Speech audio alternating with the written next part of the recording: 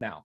So it's actually perfect because we didn't have to like change anything in terms of the our habits, right? Because we'd been parking in the driveway, and then we got this home warranty, so it's all covered anyway, right? You pay the $80 fee or whatever to have the guy show up and then he fixes whatever needs to be fixed. So that's what's happening today. For those of you just tuning in, welcome to our daily success call. John Lavenia here with you. It's Monday, the April 4th. And hey, you know what? It's the second quarter. I just realized that. First quarter is gone. First quarter of 2022. What you gonna do? Hey, that rhymes. So what are you gonna do?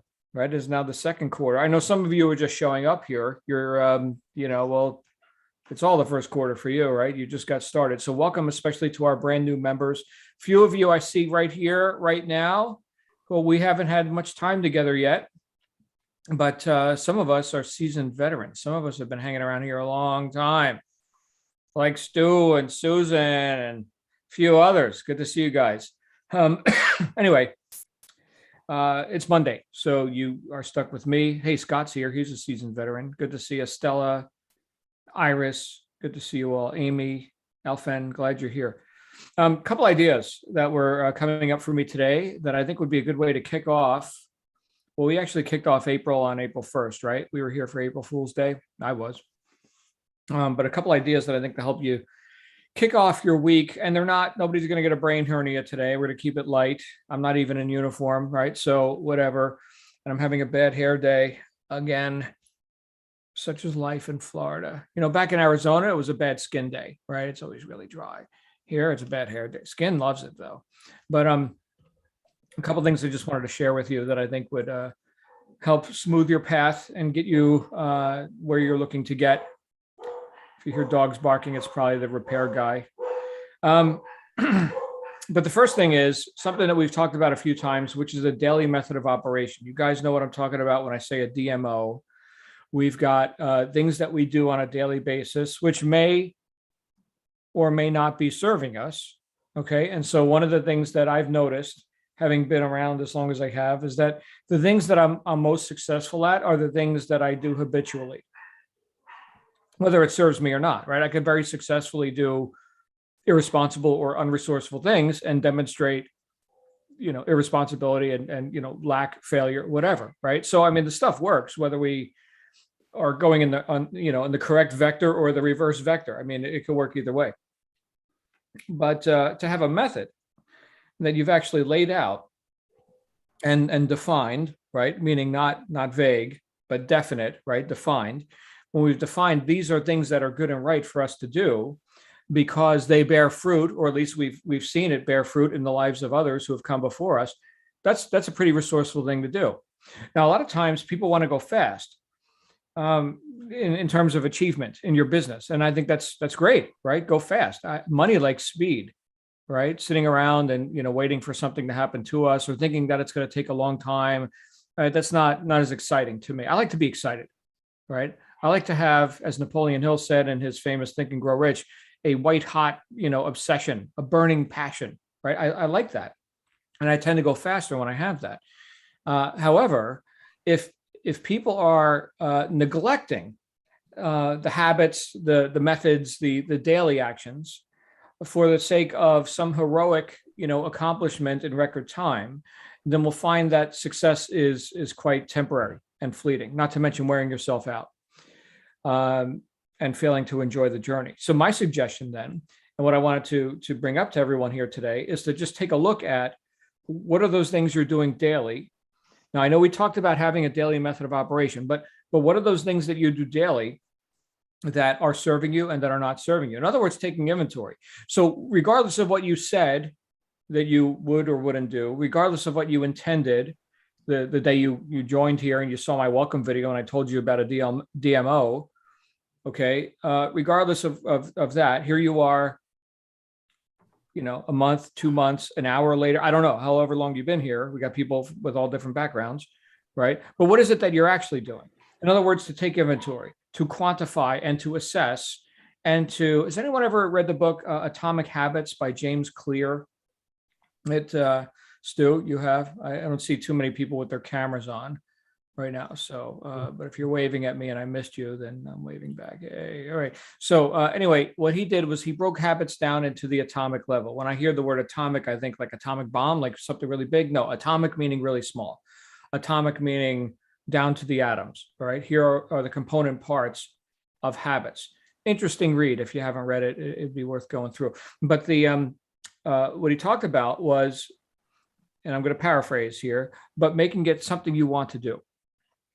In other words, looking at what you've assigned to yourself to do and making it attractive and pleasing and then stacking habits. It's like, well, when I do this, I'll also do this, right? An example of that could be, when I eat breakfast, I will also, do 20 push-ups or something like that, right? So you can kind of, here's something I habitually do already. Let me go ahead and compound with something else. And then, kind of get into the habit of that, right? And this is using the already existing tendencies and mechanisms of just being human, right? To our advantage. So what are those things that you do on a daily basis? Now, the few things that I gave you to do, I'm sorry, I'm seeing here in the chat. Yeah, and then garage door breaks. Yeah, yep, very good. Atomic habits, Scott, atomic habits. So the few things that I mentioned to you that you could do, which have proven resourceful for me, is number one, quiet time. So in other words, before you get into the busyness of the day, to sit there and be quiet and think or not think, right? Think about nothing or just observe your thoughts or, whatever comes up for you. Typically, and people can call this meditation, call it whatever you like, but the mind has lots of noise going on in it typically. So to be able to just observe that objectively is a nice, just kind of back off and be the witness of it, not be it, but be the witness of it. That's kind of cool. And if you can get to a quiet place where you can sort of like having a blank canvas. If you're going to draw a picture, would you draw it on a messy canvas? No, you'd like a nice blank canvas, right? So if you're going to design your day and design your life, well, if we can just get a little bit quiet, that would be kind of cool. And you can do that habitually. You can use that as part of your daily method, and you can operate with that, and that will give you at least a shot at a blank canvas. So that's one item. Do you do that? It's your inventory, right? Do you do that? And if so, have you observed the fruit of that? By the way, I'm not giving you a quantity. You must do a half hour. You must do 5 minutes. You do whatever you want, right? In one of the books that I recommended, which is Miracle Morning by Hal Elrod, he has this SAVERS, SAVERS acronym, and number one, S, right, would be for silence, right? So there you go. And he said, if you've not done this before, then start with 1 minute. That's infinitely better than 0 minutes, right? So there you go. So you can do all this stuff on a gradient. And when we talk about habits and developing those, they build to the point where you don't have to think about them anymore. That's not at the outset, okay? But on a gradient, it becomes more and more habitual. Fantastic. So that's the first thing I offered. The second thing was what? Study. Daily personal development study. In other words, what you put in is what's going to come out. If you're just soaking up, all day, every day, the problems of life, the news, here's everything you can't do, and all of the appearances and suggestions that you are not cause, but that you are effect. Well, it'd be a good idea, I think, to counter that with some, more resourceful thinking, maybe some philosophy, right? To dig into, I don't know, maybe you're into reading scripture or books on, I don't know, different stuff that is empowering, uplifting. There's these two guys, Jack Canfield and Mark Victor Hansen, that published a series of books called Chicken Soup for the Soul. They sold hundreds of millions of copies of this stuff. It was just inspirational stories. That's it, right? So that's good, right? Being inspired, right, by something you read. I'll tell you what, when I feel good, I do good, right? When I'm emotionally up, my statistics are up. And then in the moment of truth, right? So now we're out, we're doing the thing, life, right? Society, problems, right? And we're squeezing, here's the pressure is on. And what comes out? If you squeeze an orange, what comes out? Apple juice? No, orange juice. It's the only thing that can come out because that's what you put in there. right? What's in there is what comes out. So in the moment of truth, when the pressure's on, well, you got a head full of good stuff, right? People sometimes ask me, well, John, how do you come up with all these quotes and answers to, problems? Well, I didn't just fall off the turnip truck yesterday, man. I've been studying for 30 something years. Something stuck. So that's good. So, put some good stuff in, right? Which you're doing, I would say, in my assessment, you're doing some of that just by showing up here, right? You're in the conversation of success. As Susan said before we went live, right? She had missed sessions and very much desired to be here, right? Well, why? Because in your heart that, this empowers me, this inspires me, this is, good and right for me to, feel good about myself and where I'm going and actually know some stuff about what to do with my life, right? I mean, that's cool. So and look, I didn't originate like some new truth or anything. There's people that wrote books and stuff. I mean, grab some books. So that's the second item that you can add to your daily method of operation if you haven't been doing it already. Go ahead and quantify. Have you been doing that? Admittedly, there are days where I let the day get busy and then I didn't do it. Right? So I'm not just saying this for you, like here I am on my, ivory tower and you people, you need to do the, no, I mean, you point the finger, three more point back. So this is for me, you get to listen in, but this is me telling me what to do now. All right. So you can listen in as long as you like. What's the third thing that I mentioned? Exercise. Yes.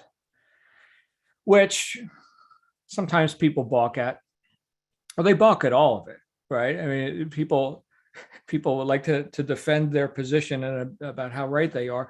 But I can tell you that if you want an unfair advantage, use your body, especially when you're engaging in subjective work, things that require nothing but maybe moving your fingers on a keyboard and staring at a computer screen. You got to break that up.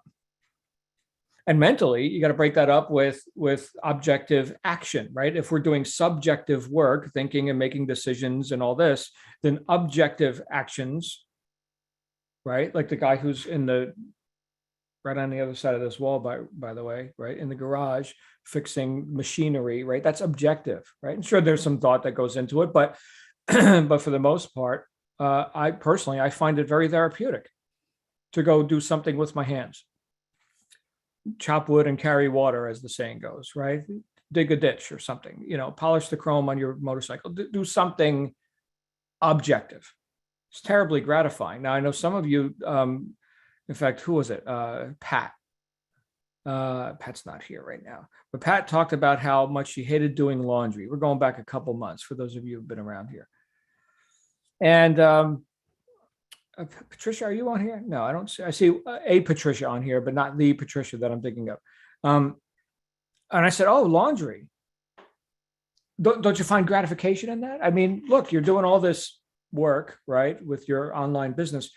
I mean, isn't it cool to like have clean pressed clothes and like see them hanging perfectly on the rack? I mean, that's terribly gratifying for me. I mean, doing the dishes. So my daughter tends to leave dishes and forks and stuff in the sink, right? But I love seeing a clean sink, a stainless steel, perfectly clean, nothing in it. For me, that's gratifying, right? So if I like clean up her dishes and put them in the dishwasher or put them, whatever, that's a win. That's good for me. That's a break. That's recreation. So exercise, doing something with your body, getting those endorphins going, right? I mean, I heard that, there was a time, I don't recall it too well, but there was a time when we were having our lives threatened 3 times a day by saber-toothed cats and, woolly mammoths and dinosaurs and whatever. I haven't seen any saber-toothed cats. Anybody here see any saber? No? Okay. So then we used to use our body a lot more. Well, and look, as easy as it is to do the right thing, it's even easier to just not do it. So let's take the path of least resistance, right? Let's not do it. Let's just sit here. Okay, well, let's break that up, right? Let's do some exercise. Now, again, this is something where if I allow, this is for me. I know other people, we had Shaq on here the other day. He was doing his cardio, right, in the middle of the day. I can tell you that if I don't do it early, it's not going to happen. Other people, night, right? Hey, maybe you got like a day job and you work the night shift or something. I don't know. And like, 8 o'clock at night, you're in the gym. Oh, okay. Right. I mean, the title of Hal's book, Miracle Morning. Well, when's the morning? You say when the morning is, right? So don't get into like the robotic, have tos, and there's no have tos here. Okay. So if you're working night shift or something, your morning could be, my dinner time. The point is that we're developing habits, methods, we're using methods which are workable for us and which are infinitely better than not doing it. And again, it's not about quantity. How much? Look, if I'm out of integrity, if I failed to do my exercise, then I could, to be in integrity, do a small quantity of exercise now. As soon as we hang up here, whatever, go hit the deck, go do 50 push-ups or something. I got a pull-up bar right there. I got a pull-up bar. Do it, which is really good for the back, by the way. You're sitting on your ass all day, spine is compressing, go hang. Yes. Oh my goodness. That's good stuff. I'm not a doctor. You're not getting medical advice from me. Consult your physician before you do any physical exercise. All right. So there's your disclaimer. So what do? We got quiet. We put some good stuff into our clean canvas of a mind, and we used our body. What was the fourth thing I talked about? And I see a bunch of hands going up. So this is great. Did I hit a nerve with the exercise thing? Oh, that's cool. The fourth thing was income producing activity. Do something to move the needle forward. A little something, maybe a big something. I don't know, but do something to develop the habit. And it's typically the thing you don't want to do. The thing where you practice avoidance habitually, you practice avoidance on that thing. Well, great, do that thing. And then get it off your plate. So this way you don't have to think about it for the rest of the day. You can go do all the other things, which are more pleasing, but do the unpleasing thing. The thing you don't like to do. What did Albert Gray say? He said, successful people have formed the habit of doing things that failures don't like to do. So great, do that. Or stay comfortable and do nothing. I don't know, right? I mean, there's a lot of people who they purport to be very busy. I'm so busy, but they're not accomplishing anything. There's a difference between productivity and busyness. So then perhaps you can take inventory for yourself and you can say, here are the things that take up my time, and then kind of rate them on some sort of scale of importance. And then here's other things which you haven't been doing, and rate those on a scale of importance. And if you can find that these things beat these things, then you could say no to these things and say yes to these things, and you'll be doing more important stuff and going in the direction you want to go. Again, this is something where I have to assess all the time. It's so easy to get in the thick of thin things, as Steve Covey said, the thick of, the thick of thin things. Very busy with all these urgencies, which are getting me nowhere. And now it's the second quarter. What do you guys think about all this? We got Susan, Deborah, Stu. What's up, Susan? Okay, well, my 2 cents is first of all, it's a lot sooner than the cougars and the woolly mammoths. It's since the computers come along, we've not been moving as much. We used to farm, we used to do all kinds of things. Kids used to play outside, and then the computers came along, and now everybody's inside. But also, and I've taken up the thing of, like you said, it doesn't necessarily have to be 7 push-ups, 10 this and 5 that. You just move, just do something. And so I've gone and I help people move. I help them clean out things and pull ivy out of the yard, and stuff like that. It's just moving, and it feels good. Mm-hmm. It feels good. So just move. I should have called you for the garage renovation. Yes, you should have. I would have loved it. I love. My wife actually found this guy on Facebook. We listed on Facebook Marketplace free lumber, mm-hmm. right? Because we're ripping out the wood, and so this guy he's getting into woodworking, and wood mm-hmm. costs money. he came over here and got some wood. And then he's like, you got any more wood? And she said, actually, my husband's ripping down all these shelves. You want to come over here, bring a power drill or something. And the guy showed up and we worked together for like a couple hours. He took whatever wood he wanted and I got all the crap out of my garage. It was great. Yeah. Right? Yeah. Total stranger. I got to meet a neighbor. Yeah. Uh-huh. Yeah. Double benefit. There you go. All right. Thank you so much, Susan. Well, who is next? We got Deborah, the mighty Deborah, and then we got Stu, Hello, who meets John. the occasional cougar. Hey, Deborah. Hello, everyone. Had a difficult time getting on today. Went through a lot with Zoom, made me go back in and put a whole new password in. So I'm seeing other people had the same problem. But the reason why I raised my hand is that when you said exercise, I talked to a dear friend of mine yesterday. I had not seen in years. We kept missing her. We have associates. We work together in real estate and we just couldn't find her. And finally, I just dialed her number, hoping that it worked, and found her. She's in assisted living. This was a very, very highly active woman, loved to dance. And she says, Deborah, I found myself in my house in the hallway and I didn't know where I was. I couldn't remember where I was. And it was very bad. So her children helped her get in assisted living. She's still talking. She recognized, she said, she screamed when she heard my name. But by the end of the conversation, she said, now who's calling? And I said, this is Deborah. So what her doctor told her, he wanted her to do two things: read often, exercise every day. And she said, I can tell a difference because I haven't been able to get out and exercise. So when you mention the word exercise, this has been my thing. I used to do yoga 6 days a week, lift some weights and everything else, and I stopped. And so muscles atrophy, they lose their integrity if you don't. That includes your brain if you're not reading. So I totally agree with you. Exercise is important. I found myself on the floor last week and couldn't get up. It's like she fell and she couldn't get up. So I couldn't get up and I had to get the assistance to get up because muscles are not there like they're supposed to be. So I'm in the process trying to get my muscles back together, but it's important to exercise and read. Right. Wow. Thank you. And then for a deterrent for dementia and Alzheimer's, because they have diagnosed my friend with Alzheimer's now, I can see the importance of the reading and doing puzzles and games and things. Yeah. Thank you. Good stuff.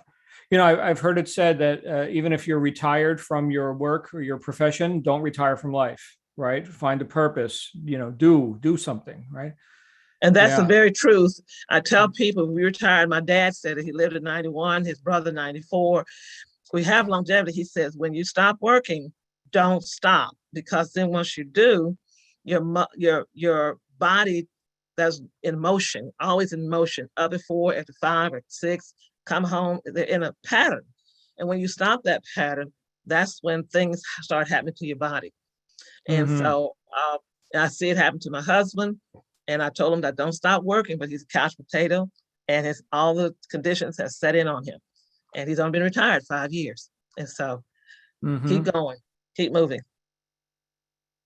I remember going back a few years now, Ronald Reagan, after having served his terms, he declined fast, right? Yeah. So, yeah, interesting stuff.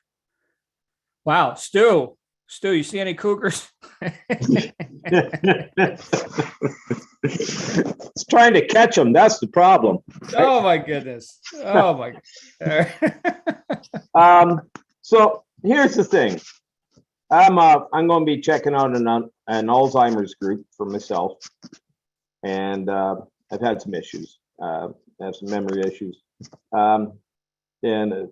anyways, but I have some coping mechanisms for trying to remember things, and pen and paper always, right? My phone, and anybody who has iPhones, you have that notes app in there.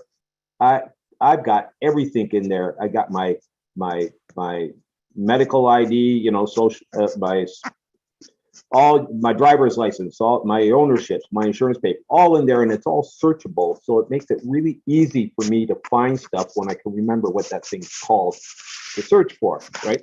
So that's one of my coping mechanisms. I'm like you, John. I like a clean sink, right? I like a clean stove, and my kettle takes about 2 minutes to boil. I can do a half a sink of dishes in 2 minutes. I time myself on everything.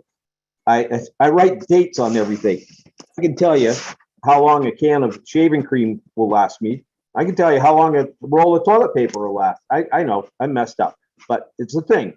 I date everything. I put a date on everything. I used to joke with my ex-wife, at a party. She'd bring this thing. He puts his date on everything. I said, "Yeah, show him your best before date on your butt there." So, anyways, and that came and passed. One of the things I do is, besides doing the dishes, I know to reheat a cup of coffee takes me 2 minutes 20, depending on how big a mug I'm using. And so there's things I will do in that 2 minutes to further ahead the state of the cave, right? So I like to do that. I don't like dead time. And if I do have dead time, that's when I become the silent watcher of my thoughts. And I don't let a thought sneak into my head without, what are you doing here? What do you want? Right? And is this for our good, or is this just a big freaking complaint? Right? I have little time for complaining. I don't allow myself that. So I don't complain. And I don't spend time around complainers either. So I usually weed them out. By the way, I just want to say I miss the Reverend Smalls wherever he is. And another thing for exercise, I have a toothbrush that gives you a vibration every 30 seconds. And on 2 minutes, you get a double vibration. And so, you brush your teeth for 2 minutes. So I do squats for those 2 minutes. And I keep one finger on the counter just for balance. But that, I'll tell you, it takes a lot to do 2 minutes of squats for me. But I get through it, and I'm better for it. My legs are better for it, because that came about it when I started noticing, I'm losing muscle. I can visually see that. So I'm actively working on getting that muscle back. And so when I started this, I joined the Y. And I haven't been to the Y because I had a hernia operation, and I'm just about to get back there. But that I didn't realize how much a difference it would make with Rachel's program, because that added a level of discipline that I hadn't had before. So I disciplined myself to go to the Y every morning. And what a way to start your day, man. I do an hour and a half in the gym, and it's just a way I go. And I can see the difference, and I miss it when I don't go there. But as far as the brain activity exercise, wow, this program really exercises my brain, and it allows my creativity to run amok, which is wonderful. I love that. So, did I miss anything on the list here? Nope, that's about it. There we go. So that's my 2 cents, John. Thank you, Stu. Glad you're here. Some great ideas there. I think I'm going to start squatting while brushing teeth. There you go. So that's that compounding habits that James Clear. Well, if you haven't read the book, you did, but cool. Good times. Where's Pat? We're going to hear from Pat. I think we're done. I'm going to wrap up with Pat. Okay. Can you hear me? I can. Okay, good. I just wanted to say about exercise. As you know, I have real mobility problems, and my hand has lost muscle due to nerve degeneration. So I laugh because when I try to type with my left hand, I never know what my pinky and this finger are going to do. I get the cap lock on, I want an A and I get an S, that kind of thing. But with my diabetes several years ago, when it started, my diabetes counselor said, doesn't matter what you do, but you have to do it every hour. And she gave me a whole list of exercises, and I have to do them 21 repeats. And she said, it doesn't matter if you shake your head or you shake your hand or your feet, you got to get the blood moving. And I have found that, just so tremendously helpful. That and besides this program for brain, I like to do match 3 puzzles on the computer. And I like them for 2 reasons. Number one, you really have to think, to get things lined up and solve the puzzle. But they're also, they use energy. So when you run out of energy, you either have to use one of your bottles of something to get it back, or you stop. And for me, that's very good because I used to get lost in a game like that for hours, So, but when I finish something, if I have 5 to 10 minutes until the next thing, I do the match 3 for a few minutes. And I like to do logic puzzles and, things like that. And the Baton movement, have really helped me a lot. And I was very pleased because I went to the neurologist on Friday and, he said that I've made a big improvement, in my muscle tone and everything. Well done. I still have to have surgery on this hand, but, those little things, we add up. 21 reps or something doesn't, sound like a lot, but there were times when I couldn't do it, but I'm building up and I can do with more of the exercises. And my daughter-in-law walks me around the house a couple of times a day, so, it adds up. It's good. That's Thank all. you, Pat. Well done. Glad you're seeing improvement. That is awesome. Well done. All right, we got a couple more hands. We'll just wrap up with Shaq and then Carol. Shaq, you got the floor. I got the floor and I'm dancing, man. How are you, John? How are you, everybody? Happy Monday. Yeah, I just thought I thought I would contribute because I would feel strange if I didn't. But the topic here kind of reminds me of a story from the Bible that Jim Rohn talked about, the parable of the talents, which there was a master, and I feel like I might, I might screw this up, but I'll try to tell it briefly. That there's a master with 3 students, right? And he gave them each a talent, which back in the biblical times, a talent was a measure of gold. And he gave them each, and he said, look, I need you guys to hold these. Don't lose them, okay? I'm gonna head out of town. I'll be back. And I'll check on how you did with these talents I gave you. So the first one, all right, so the master, he goes away, he comes back to his students. He's like, all right, guys, I'm back. How'd you do with these talents I gave you? The first one was like, well, it was tough, but I went to work, I invested it, and I was able to multiply it. And now I've got about like 5 talents or something like that. And so the master was like, bang up job, great job, right? He goes to the second one. The second one says a similar thing. He says, I didn't lose it, but I ended up trading, and I ended up with 3 talents or something, right? And then the last one is like, I buried it and I kept it safe. I didn't touch it, didn't use it, and I still got it. And so the master is like, awesome, that guys. But what I'm going to do is take away the talent from the guy who didn't use it. Like, he buried it away and he gave it to the student who had 5. And so like the moment, and so the moral of the story is basically use it or lose it. Like, don't hide your talents away. Don't hide your ability to be physical and exercise. Don't hide away or just stow away your intelligence. You have to use these faculties, or else you risk offering them up to the universe. And Yeah, well, one thing I wanted to say too was that Stu, you are a samurai, man. I love that. You take a record of everything that you do. I'm a samurai too, and my code is code Komodo, which stands for knowledge, organization, movement, obsession, and wait, hold on.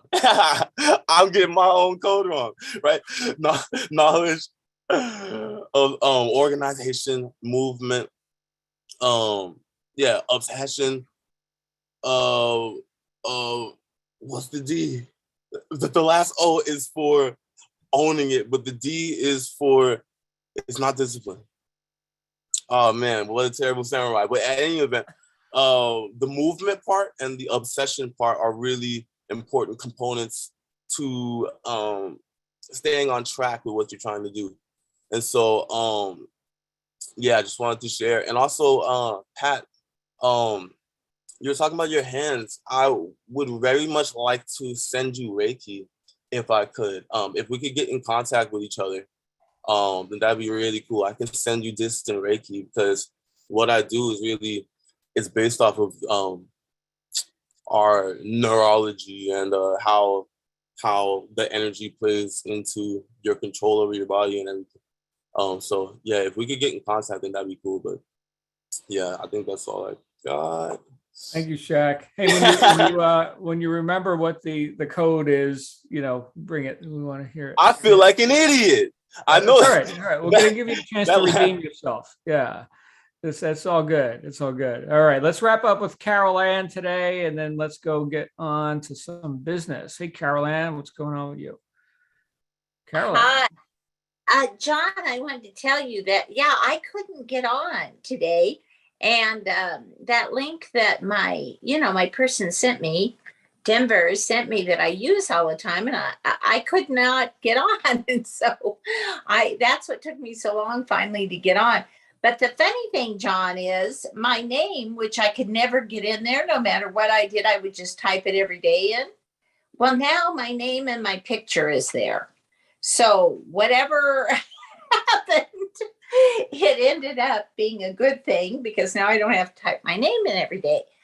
I was just thinking about the people that I see, because I see the people that are new to me.